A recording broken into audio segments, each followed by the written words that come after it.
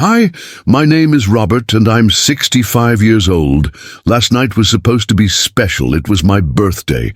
The candles were lit, the cake was on the table, and for one small moment, I thought my family still remembered what I meant to them. But then in front of everyone, my own son looked me in the eyes and said the words that broke me in half. "You're just a burden." By the next morning, I was gone, not dead, not missing, just disappeared by choice. Before I tell you how I vanished and why my son's words forced me to make the hardest decision of my life, let me ask you something. What would you do if your own child called you a burden? Comment your answer below, and please include your city and country so I can thank you personally. Don't forget to like, subscribe, and hit the bell for more true stories like this. The house was decorated, just enough to remind me that it was my birthday, though the effort felt more like an obligation than a celebration. A store-bought cake sat in the middle of the dining table, its plastic cover still fogged from the cold. My daughter-in-law had placed a few paper plates beside it, and my grandchildren had scribbled a quick "Happy Birthday" on a piece of cardboard that leaned against the wall. I smiled when I saw it. Their little handwriting, uneven and colorful, carried more love than anything else in that room. For a moment, I felt warmth in my chest. The aroma of roasted chicken drifted in from the kitchen, mixing with the faint scent of wax from the candles my grandson insisted on lighting. He clapped his hands, proud of his small achievement, while my granddaughter tugged at my sleeve, urging me to sit near the cake. These little gestures filled me with a joy I hadn't felt in years. Children don't calculate. They don't weigh burdens. They simply give love. I looked around at the adults in the room. My son sat on the sofa, scrolling through his phone, barely glancing up when I walked in. His wife was setting the table, her movements quick and efficient, though her eyes carried impatience. She greeted me with a polite smile that didn't reach her eyes. Still, I told myself, at least they remembered. At my age, even a half-hearted gathering felt like a blessing. When the cake was finally placed before me, the children started singing in their sweet, off-key voices. I laughed softly and joined in, clapping along to their rhythm. My son's voice didn't join theirs. He looked up briefly, noticed my eyes on him, and muttered, "Happy birthday, Dad," before returning to whatever kept him so busy on that glowing screen. I ignored the sting.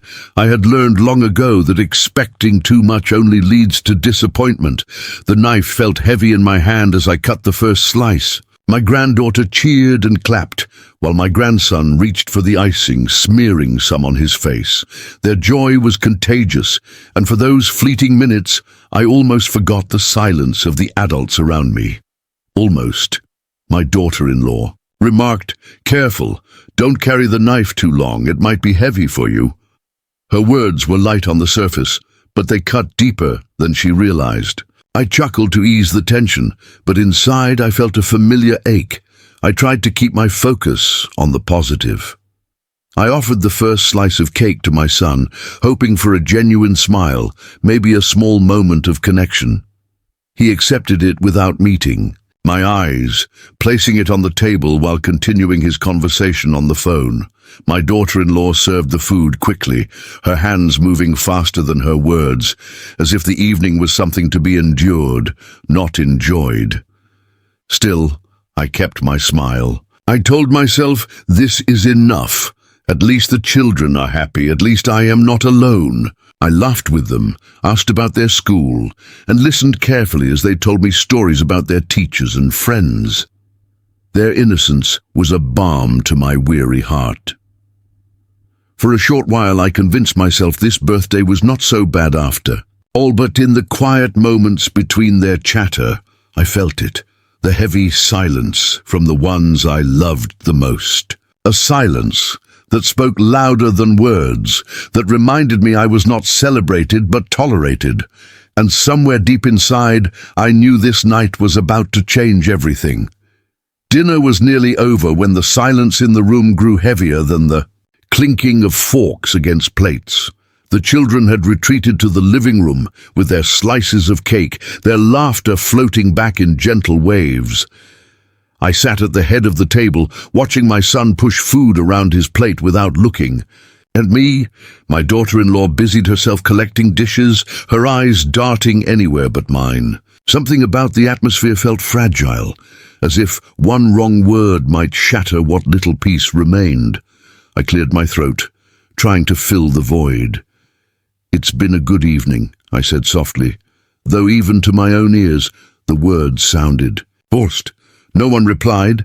My son leaned back, exhaling sharply as though the weight of my presence was too much to bear. Finally, he spoke, his voice low at first, then firm enough to cut through the room. "You know, Dad," he said, still not meeting my eyes, "sometimes it feels like you're just a burden." The words landed like a stone dropped into still. Water, ripples spreading instantly through my chest. I froze, fork halfway to my mouth. The air seemed to thicken. I could hear the faint ticking of the clock on the wall, louder than ever before. My daughter-in-law's hand stilled mid-motion as she clutched a plate, her knuckles turning white. She didn't correct him. She didn't protest. She simply let the words hang there, heavy and merciless. I forced myself to smile, though my lips trembled. "A burden," I repeated softly, as if saying it again might change its meaning. My voice sounded distant, unfamiliar, like it belonged to someone else. "Yes," he said flatly this time, his eyes finally meeting mine. "You don't understand how much pressure it is, financially, emotionally. It's not easy having you here." My chest tightened. I wanted to argue, to remind him of the sacrifices I had made, the nights I went hungry so he could eat, the years I worked 2 jobs so he could finish school, the countless dreams I buried to make room for his. But the words died on my tongue. I realized that if he had forgotten all that, no reminder from me would bring it back. The room fell into a suffocating silence. The children's laughter in the distance seemed cruelly out of place, like sunshine piercing through a storm. My daughter-in-law placed the plate on the counter with a soft clink and muttered something about cleaning up. She didn't look at me. No one did. I lowered my fork, setting it gently on the plate to steady my shaking hands. I wanted to leave the table, to escape, but my legs felt anchored to the floor. So I sat there, pretending to be calm, while inside, my heart cracked into pieces too small to gather. I managed a small laugh, the kind people use when they want to hide their tears. "Well," I said quietly, "thank you for your honesty." But deep down, I knew something inside me had shifted. Forever. Those few words, spoken without hesitation, had unraveled decades of love and sacrifice. And in that moment, I realized the home I thought was mine had never truly been mine at all.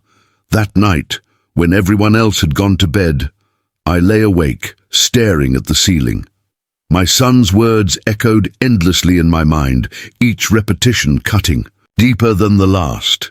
And it was then that the decision took root, not out of anger, but out of unbearable clarity. Tomorrow I would disappear. Not because I wanted to die, but because I needed to live without being called a burden ever again. As I lay awake that night, staring into the darkness of my room, the word burden replayed in my mind like a broken record. Every time I closed my eyes, it struck me again, sharper than before. And with each sting, my memory betrayed me, dragging me back through the years, forcing me to revisit the sacrifices that had defined my life as a father. I remembered the winter of '89, when I worked double shifts at the factory. My hands were cracked from the cold. My back ached from lifting boxes heavier than my own body could bear, but I never complained. My son needed new shoes for school, and there was no way I was going to let him feel ashamed among his friends. I came home past midnight, exhausted and hungry, but the sight of him sleeping peacefully in his bed gave me strength. At the time, I thought one day he'd understand. Then came the summer when he wanted to attend college out of state. The tuition fees were staggering, far beyond what my modest salary could cover. I sold my late wife's jewelry, the last pieces. Of her I still held close, just so he wouldn't have to give up his dream. Each piece I let go of carried a memory of her, our wedding day, the birth of our child, her last birthday. Letting them go was like losing her all over again, but I told myself it was worth it if it meant giving him a better life. I could still feel the sting of those endless nights driving a taxi after my factory shifts. The city streets were unforgiving. Drunks who refused to pay, long hours sitting behind the wheel, the constant risk of danger. Yet I kept at it, because my son's tuition, books, and rent needed to be paid. I remember nodding off at red lights, my body begging for rest, but my heart refusing to give up. And how could I forget the house? The small, cozy home I had built with my own hands and endless determination. Every brick, every nail carried my sweat. When he got married, I offered him that home. I told him it was his now, a gift from father to son. I moved into the spare room quietly, without protest, even though it was once my bedroom, my sanctuary. I wanted him to feel like the head of the household, to stand tall as a man. I thought of all the birthdays where I skipped buying myself clothes so I could afford a toy he had been eyeing at the store. The countless nights I sat by his bed when he was sick, praying feverishly that the Lord would take my strength and give it to him.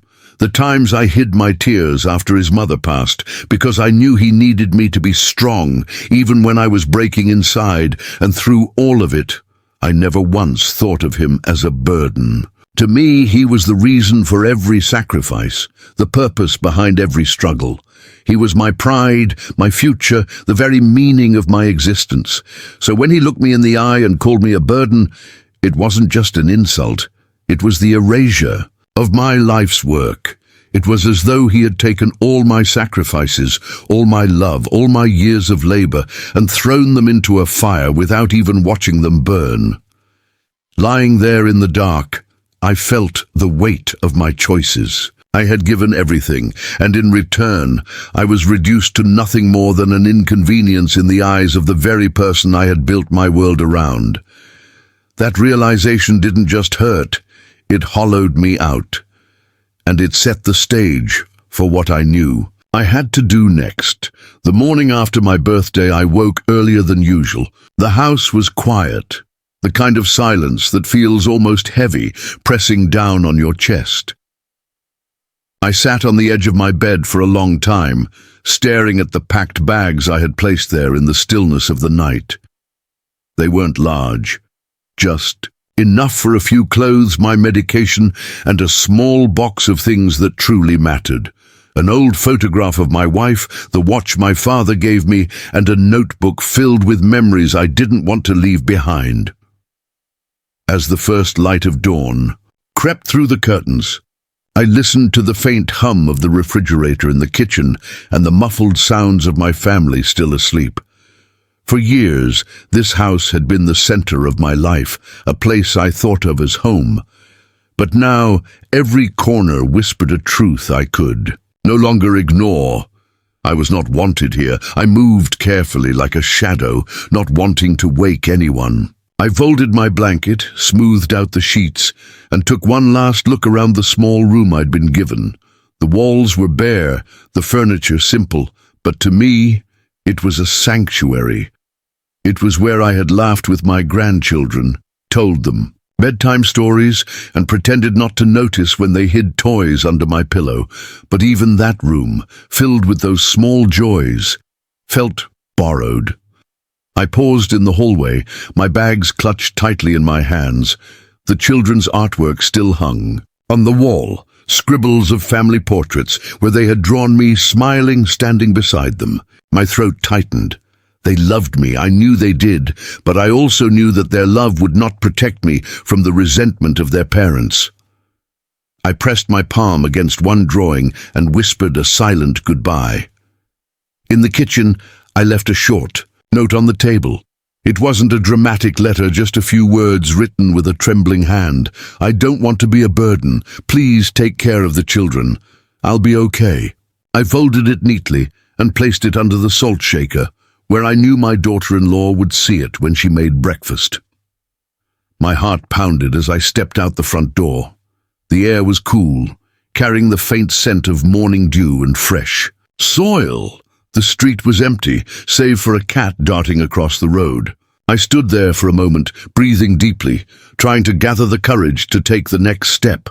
Every part of me wanted to turn back, to hear my grandchildren's laughter one more time, to hope, just hope, that maybe things would change. But the echo of my son's words, "You're just a burden," rang too loudly in my ears. I walked slowly at first, then faster until I reached the bus stop at the end of the street. The bench was cold beneath me as I sat down, clutching my bags tightly. I felt exposed, like a man without a home, without a place in the world. When the bus finally arrived, I climbed aboard, paid my fare with shaking hands, and chose a seat by the window. As the bus pulled away, I looked back at the house one last time. The curtains were still drawn, the lights still off. It was strange to realize that life would go on inside those walls without me, as if I had never been there. The thought stung, but it also set me free. With every mile the bus carried me farther, I felt a strange mix of grief and relief. Grief for the life I had built and lost, for the family that no longer saw me as part of them. Relief because, for the first time in years, I wasn't sitting in a room waiting for harsh words, waiting to feel unwanted. For the first time, I was moving towards something unknown, something that might finally give me peace. I didn't know where I was going or what I would do when I got there. All I knew was that I couldn't stay. I couldn't live in a place where love had turned into tolerance and tolerance into rejection. I would rather disappear into uncertainty than continue living as a burden in my own son's home. As the bus carried me out of the city, I leaned my head against the window, closed my eyes, and whispered to myself, "This is not the end. This is the beginning." The first few days after I disappeared felt unreal, as if I were living someone else's life. I checked into a small, inexpensive motel on the edge of a neighboring town, paying in cash so there would be no trail. The room was modest, faded curtains, a squeaky bed, and a television that only worked on 2 channels. But to me, it felt like freedom. For the first time in years, I could sit in silence without fearing the sound of disapproval or the sting of careless words. My routine became simple. I woke early, walked to a nearby diner for breakfast, and spent hours sipping coffee while staring out the window. The waitress, a kind woman with tired eyes, never asked too many questions. She called "Monsieur" and smiled when she refilled my cup, and that small courtesy meant more to me than I could ever explain. I realized how hungry I had been, not for food, but for respect, for kindness without strings attached. Money was tight, of course. I had a small pension and some savings tucked away, enough to keep me afloat if I lived carefully. I learned to stretch every dollar. Oatmeal packets instead of full meals, long walks instead of bus rides, second-hand shops for the occasional new shirt. Oddly enough, I didn't mind. After years of giving everything to others, living with less for myself felt almost natural, like I was finally practicing what I'd always done, but for my own survival this time. Still, there were nights when the loneliness cut deep. I would lie awake, the sound of distant traffic humming through the thin motel walls, and wonder if my grandchildren missed me. Did they ask where I had gone? Did they look for me in the mornings, expecting me to join them at the breakfast table? The thought of their small faces searching for answers broke my heart more than any harsh word could, but I reminded myself staying away was an act of love too. Children should never have to grow up in a house poisoned with resentment. After a week, I found a small job at a hardware store owned by a retired couple. It wasn't heavy work, just stocking shelves, sweeping floors, and helping customers carry bags of soil or paint cans. They paid me enough to cover my motel rent and meals. More importantly, they treated me like a human being, not a burden. The store became more than a job. It became a place where I could rebuild some dignity. I began to make friends in small, unexpected ways. The old man who played chess in the park every afternoon invited me to join him. A woman from the church down the road offered me homemade soup when she learned I was living alone. These small gestures stitched together a sense of belonging I hadn't felt in years. It amazed me how strangers could show me more compassion in days than my own family had in months. But even as I began piecing together this new life, I carried the weight of the past. Sometimes, when the store grew quiet, I would catch myself staring out the window, wondering if my son ever thought about me. Did he regret his words, or did he feel relieved that I had finally gone? I never reached for the phone, though. I couldn't. Reaching out would mean risking the same rejection all over again, and I wasn't strong enough to bear it twice. Yet deep inside, I felt a flicker of something I hadn't felt in years. Hope. Hope that maybe disappearing wasn't the end of my story, but the beginning of a new chapter. Hope that I could still carve out a life that was mine, not as a father, not as a husband, not as a burden, but simply as a man who deserved peace. Didn't know what the future held, but as I locked up the store one evening and walked back to my motel under a sky painted with stars, I realized something important. I had lost a home, but I had not lost myself, and perhaps, just perhaps, that was enough to keep moving forward. Nights were the hardest. After working at the hardware store and sharing polite smiles with strangers who barely knew me, I would return to the little motel room, switch off the single dim lamp, and sit in silence. It was in those hours, when the world outside was asleep, that my mind became the loudest. The word burden echoed less with time, but the scar it left still throbbed in my heart. I found myself asking questions I had never dared to face before. Had I failed as a father? Was love measured only by what one could provide? Had I made a mistake by giving everything, expecting that sacrifice alone would buy me respect and gratitude? The more I thought about it, the more I realized that perhaps my mistake wasn't in giving too much. It was in giving without boundaries, without teaching my son the value of those sacrifices. I remembered the early days when he was just a boy, running barefoot through the backyard, laughing freely. Back then, he depended on me for everything, and I gladly carried that responsibility. But as he grew, I never stopped carrying. Even when he was old enough to stand on his own, I stepped in, filling every gap, solving every problem.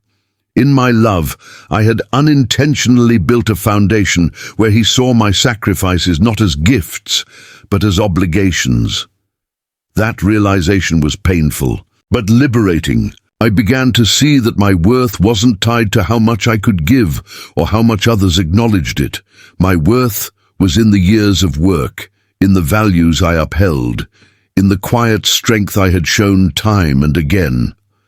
I was not, and never had been, a burden. I was a man who had given his life to love, and that was nothing to be ashamed of. The more I reflected, the clearer it became. Disappearing wasn't just an escape. It was a chance to redefine myself outside the shadow of my son's judgment. For so long, my identity had been father, provider, protector. But here, in this quiet anonymity, I was learning to be something else.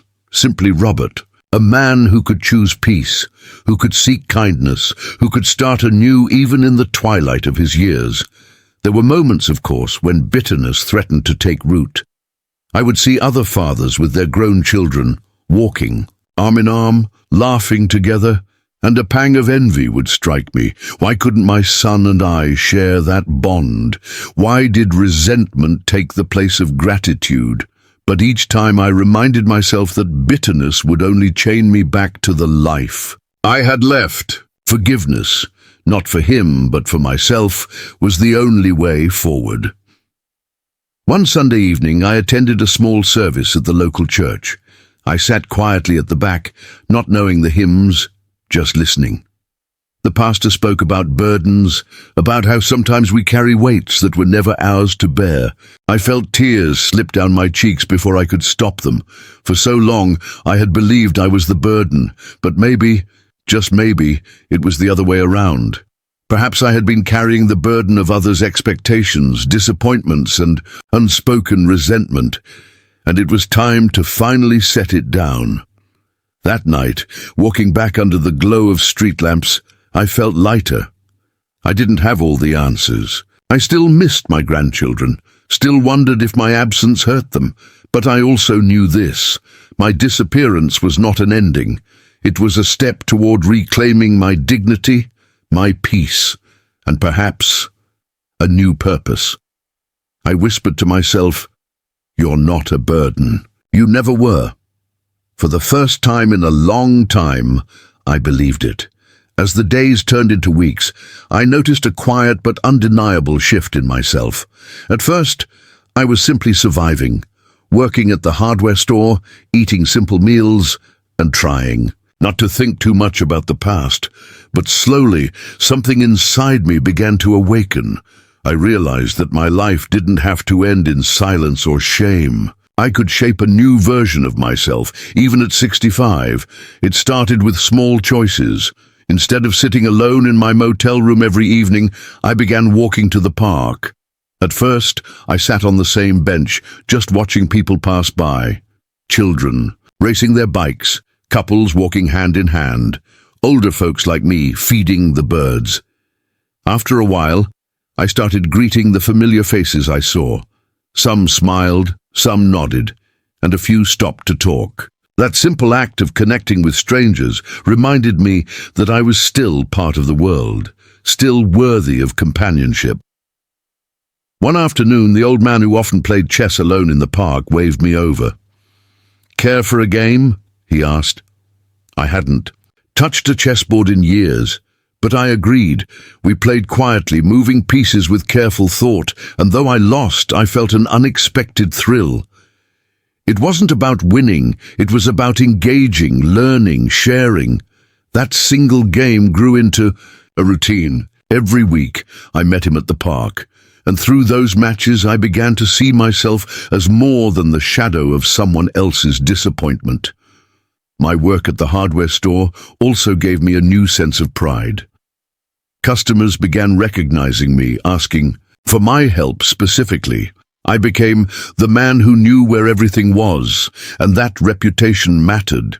People valued my patience and guidance, not out of obligation, but out of genuine appreciation. It was a reminder that I still had skills, still had knowledge to offer. In the evenings, I started writing in my notebook, the same one I had carried from my old home. At first, I wrote about the pain, the birthday, the words my son had said the night I left. But gradually, my entries shifted. I began writing about the people I met, the small joys of my day, the lessons I was learning. Writing became my therapy, a way to transform wounds into wisdom. Then came the church community. After attending a few more services, I was invited to join their volunteer group. They helped with food drives, visited nursing homes, and supported struggling families. At first, I hesitated. What could I possibly offer when I was still rebuilding myself? But when I handed out groceries to a young mother one Saturday, the look of gratitude in her eyes touched something deep inside me. I realized that even in my brokenness, I still had the ability to help others. Perhaps that was my purpose now, to use my experience, my scars, to show kindness where it was most needed. Slowly, a new identity began to take shape. I was no longer just a father who had been cast aside or a man who had disappeared.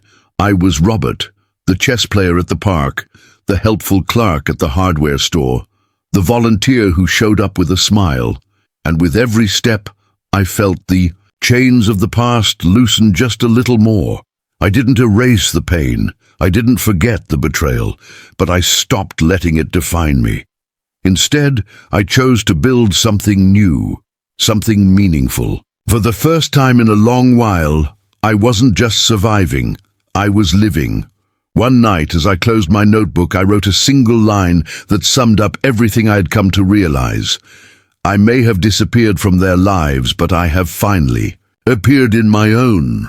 Looking back now, I realize that my story is not just about pain, it's about transformation. What happened on my birthday could have been the end of me. For a moment I thought it was. My own son's words cut so deeply that I truly believed I had no value left. But disappearing taught me something powerful. Sometimes walking away is not an act of weakness. Sometimes it is the first step toward reclaiming your strength. I won't pretend the journey has been easy. I still miss my grandchildren every single day. I still wonder if my son regrets what he said, or if he even notices the empty chair I left behind. But here's the truth I've come to accept. My worth does not depend on their recognition. My worth lies in the life I have lived, the love I have given, and the purpose I continue to create for myself. To anyone listening who has ever been told they are a burden, let me say this with all my heart. You are not. You are not defined by someone else's impatience, disappointment, or cruel words. You are more than the labels others place upon you. You have stories, experiences, and strengths that the world still needs. Do not let anyone convince you otherwise. If life has pushed you into a corner where you feel unwanted, remember, you always have the power to step out and start again. It doesn't matter if you are 25 or 65, whether you have a mansion or just a small room to call your own. What matters is that you choose to live with dignity and peace. If I could find a new identity after being crushed by the very people I loved most, so can you. So I leave you with this thought. Disappearing doesn't always mean running away. Sometimes it means showing up differently in a place where you are valued and respected. Sometimes it means appearing in your own life for the very first time. Now I want to hear from you. Have you ever been made to feel like a burden by someone you love? How did you respond? Please share your story in the comments, and don't forget to include your city and country. I want to thank you personally for your courage. And if this story touched you, please like, subscribe, and hit the bell icon so you don't miss more true stories like this one. Your support means the world to me, because in the end, stories like mine aren't just about the people who lived them. They're about all of us, learning, healing, and reminding each other that none of us are ever truly alone.